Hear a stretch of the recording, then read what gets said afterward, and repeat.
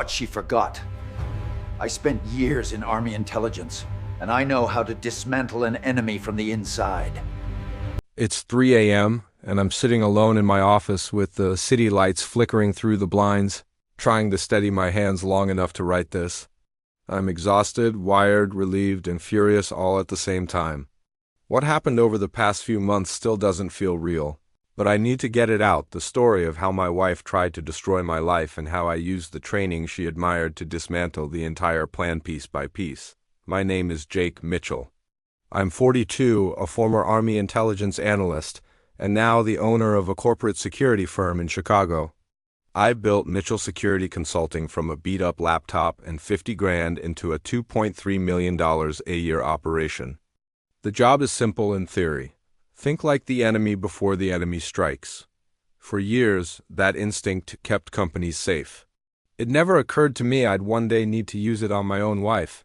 I met Lisa 8 years ago at a hospital fundraiser. She walked into the room like she owned the air everyone was breathing.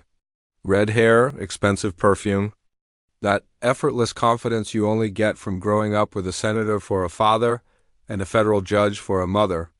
She was dazzling and used to the best of everything. I spent $300 on our first date because I didn't want her to think I was small time. I was in over my head from the start, but I was too caught up in her world to notice. We burned fast. Within a year, I proposed with an $18,000 ring. Our wedding cost more than most people's annual salary, and I footed the bill for all of it. Soon after, business exploded. We bought $1 million home, 2 BMWs, traveled first class, and lived the exact life Lisa always believed she deserved. Then the twins were born, Tyler and Emma, and my entire sense of purpose sharpened. I wanted to give them everything I never had. I worked harder, longer, smarter. I thought Lisa appreciated that.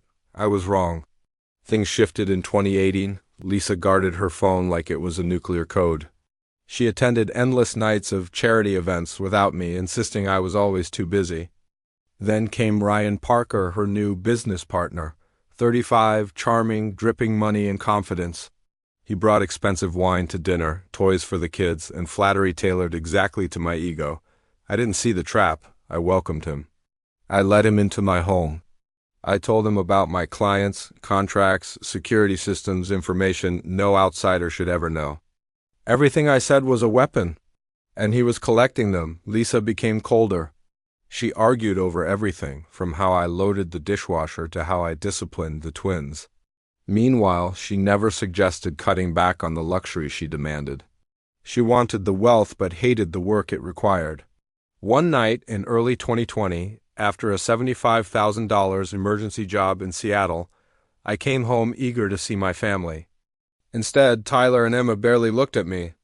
Lisa's explanation sliced me open. We're not used to you being here anymore. That was the moment I realized I couldn't ignore the signs. Something was deeply wrong. I began my investigation the same way I'd track a foreign threat, quietly, methodically, without emotion. Lisa's laptop left digital footprints everywhere. Deleted files are never truly gone.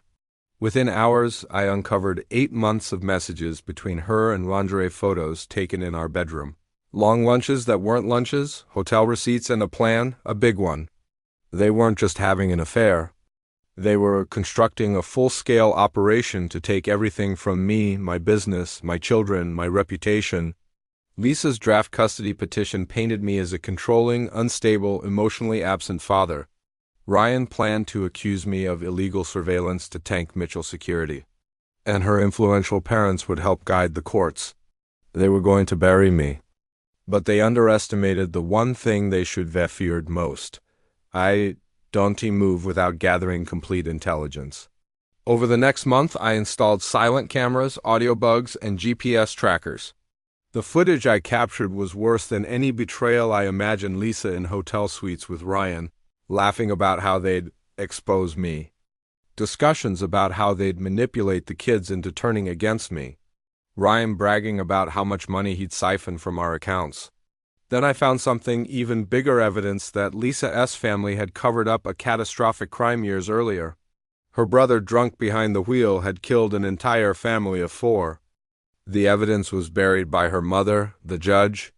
Witnesses silenced, lives erased, and Lisa knew. Suddenly, the battlefield shifted. I wasn't the hunted anymore. I gathered every detailed documents, testimony, financial trails, and waited. Their move came in March, Lisa's attorney. A smug parasite named Sterling slid divorce papers across his desk demanding the house. Both cars, 60% of my company, and primary custody. Supervised visitation for me. He spoke like it was already decided, like the courts were bought and I was a formality. I didn't argue. I simply placed a manila envelope on his desk.